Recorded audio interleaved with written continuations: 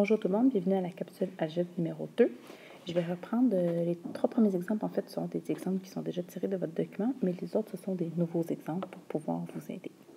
Donc, notre but ici, ça va être de traduire l'énoncé que l'on a par une expression algébrique, donc en utilisant des variables, des lettres.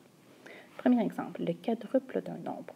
Le nombre, je ne le connais pas, donc par exemple, je pourrais utiliser x. Le quadruple, c'est 4 fois ce nombre-là. Par convention, en algèbre, une multiplication, on va la placer devant la variable en la collant sur la variable. Donc, le quadruple d'un nombre, ça pourrait être par exemple 4x. Exemple B, 10 de plus que le carré d'un nombre. Il faut faire attention ici à le mot que.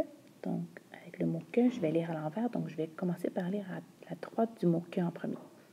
À la droite du mot que, c'est écrit le carré d'un nombre. Le carré d'un nombre, c'est un certain nombre exposant 2. Une fois que j'ai effectué ce qu'il y avait à droite du mot que, je vais aller lire avant le mot que. 10 de plus, c'est plus 10.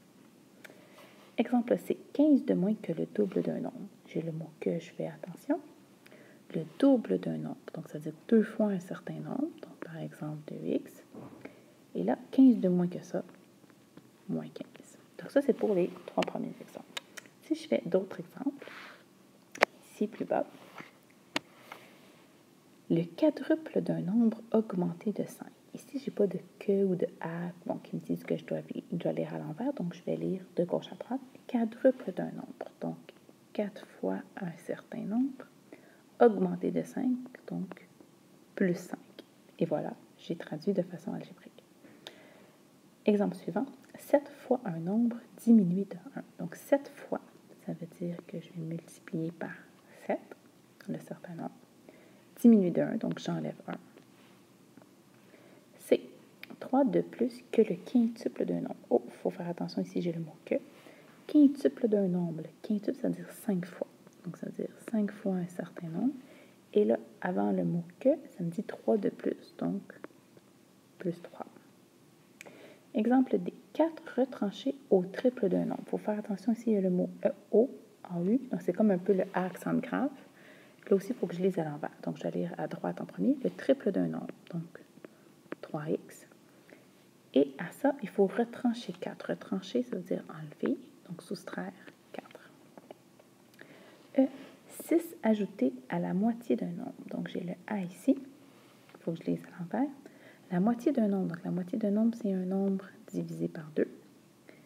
Et il faut que j'ajoute 6 à ça, donc plus 6. F, la somme d'un nombre est de 3. C'est quoi la somme? C'est une addition. Donc, c'est l'addition entre un nombre et 3. Le nombre, je peux prendre par exemple x. Donc, je fais la somme avec 3. J'ai 10 fois un nombre et enlevé à 100. Il faut que je fasse attention, j'ai le mot A, je dois aller lire à l'envers. Donc, 100, je l'écris en premier. Avant le mot 100, qu'est-ce que j'ai? J'ai 10 fois un nombre qui est enlevé. Donc, enlever, il faut que je fasse une soustraction. 10 fois un nombre, donc il faut que j'enlève 10 fois un certain nombre. Donc, 10 fois un nombre enlevé à 100. A, il faut que j'aille lire à l'envers, donc je dis le 100 en premier. Enlever, c'est une soustraction. Et 10 fois un nombre, donc 10 fois x par exemple. H, la différence entre le double d'un nombre et 20. La différence, ça veut dire que je dois faire une soustraction. Une soustraction entre quoi? Entre le double d'un nombre, donc par exemple 2x, et 20. Donc, je soustrais 2x avec 20. Et voilà, c'était la capsule algèbre numéro 2.